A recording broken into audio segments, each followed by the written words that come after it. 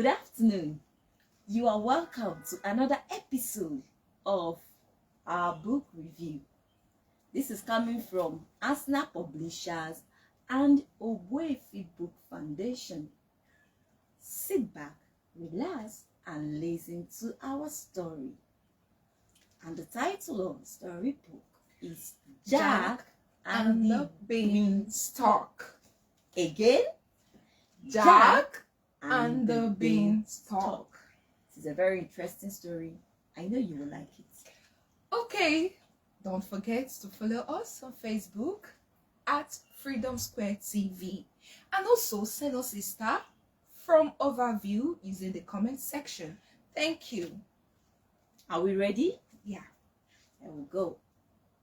Jack and the Beanstalk. Once upon a time, there lived a widow who had a son named Jack. She was very poor and Jack was too young to work. Almost all the furniture of their little cottage had been sold to buy food. Alas, there was nothing left to sell. Only the good cow, Milky White, remained. She gave milk every morning. But one day, Milky White gave no milk. And then things looked bad indeed.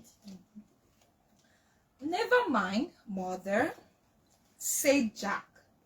We shall sell Milky White. Trust me to make a good bargain. Saying so, he left for the market with the cow. On the way, he met a butcher. The butcher said, "You can sell this cow to me for these 5 magic beans. Plant them tonight, and by tomorrow morning, they will grow up and reach the sky. Climb the beanstalk, and you shall find your fortune there." Wow. Jack was so delighted with the bargain that he ran all the way home to tell his mother how lucky he had been. His mother was extremely furious at his stupidity. In a rage, she threw the beans out of the window into the garden and sent poor Jack to bed without any supper. When Jack woke up the next morning, the room was almost dark. He jumped out of bed and went to the window to see what had happened, as the sun was shining brightly on the other side. His mouth opened wide at what he saw. From the ground, right up beside his window, grew a huge beanstalk. It stretched up and up as far as he could see into the sky. "I will just see where it leads to," thought Jack curiously, and with that he stepped out of the window onto the beanstalk and began to climb upwards. He climbed up and up till his mother's cottage looked a mere speck below. At last, the stalk ended, and he found himself standing in front of a grand castle. The castle was huge and had very high walls. The gates of the castle was grand and seemed to be made of gold. As he walked out to the castle, he saw a giantess standing at the door. "Would you please, ma'am," he said fearlessly, "give me some breakfast? I've had nothing to eat since yesterday." Although the giantess was big and scary, she had a kind heart. She said, "Very well, little boy, come in. But you must quickly eat and leave. If my husband finds you here, he will eat you up, bones and all." So in went Jack, and the giant's wife gave him a good breakfast. But before he could finish eating, he heard a loud knock at the front door, which seemed to shake even the strongest walls of the castle. Mary? "Dear me, that's my husband," said the giantess. "I must hide you somewhere She quickly lifts Jack up and put him into an empty kettle. As soon as the giantess opened the door, the giant growled, "Fee, fee, fa, fum.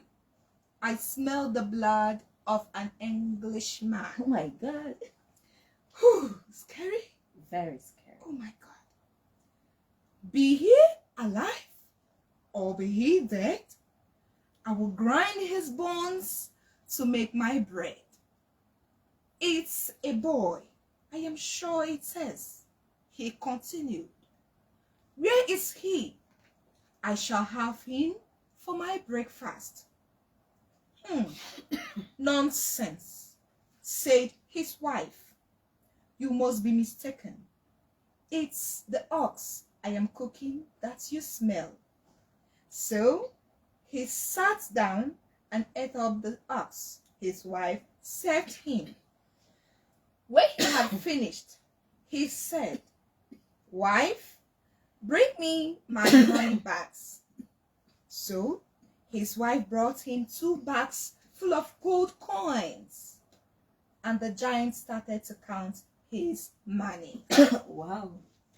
The giant fell asleep on the table while counting the money, sensing an opportunity.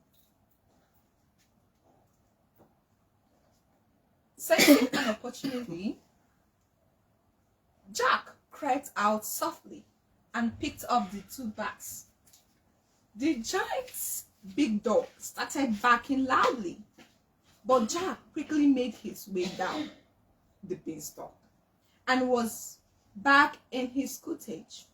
Before the giant could wake up, Jack's mother was overjoyed to see her son back with so many gold coins. They had become quite rich and now had plenty to eat. But Jack wanted to visit the castle again. As before, the giantess was standing at the door. When she saw Jack, she led him into the kitchen and served him with more food than he could possibly eat.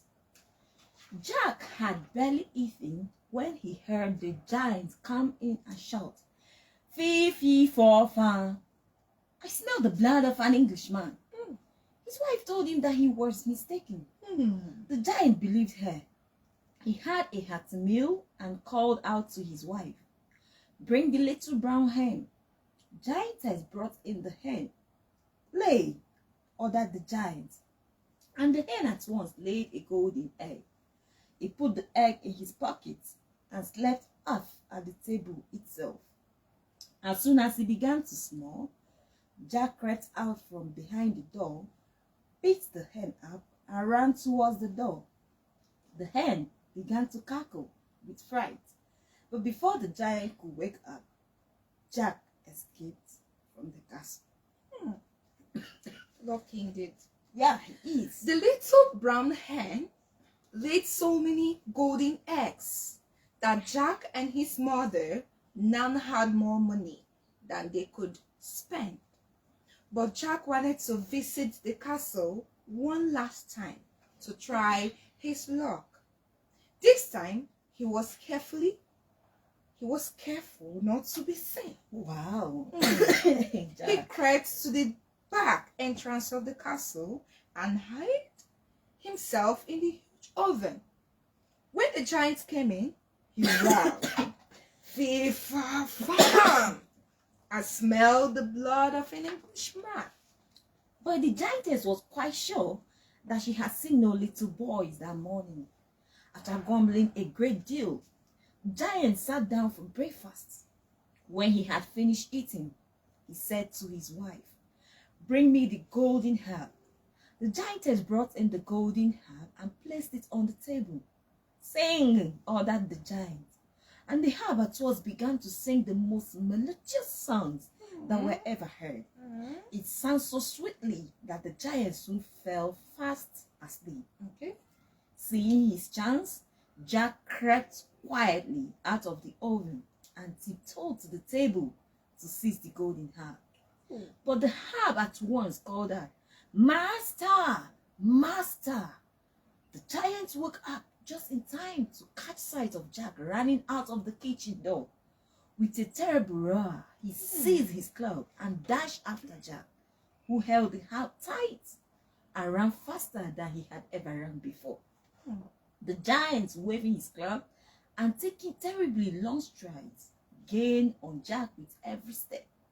But luckily for Jack, the giant tripped on a stone and fell down. God is great. Yes, he is. Before he could stand up, Jack began to climb down the beanstalk. Oh. By the time the giant reached the beanstalk, Jack had nearly reached the bottom of the beanstalk. Wow. Interesting. Very interesting. Jack got hold of an axe and quickly chopped the beanstalk down. The giant crashed down to the ground with a terrible sound. And that was the very end of the mighty giants. Jack and his mother grew very rich with the eggs the hen laid every day. They listened to the sweet songs of the harp and lived happily ever after. Wow. Very interesting story. Very interesting one. Okay. Take a good look at this.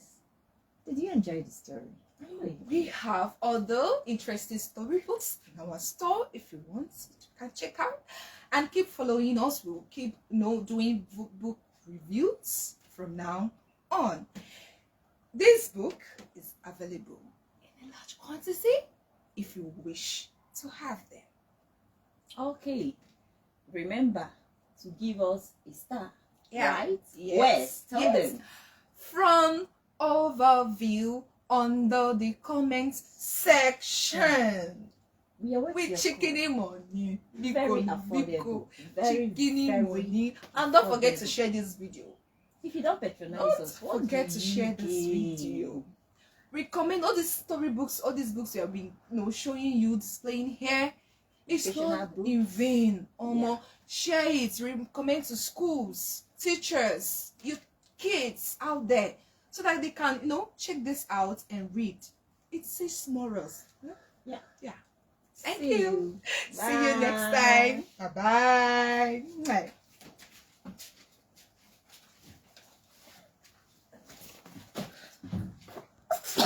No,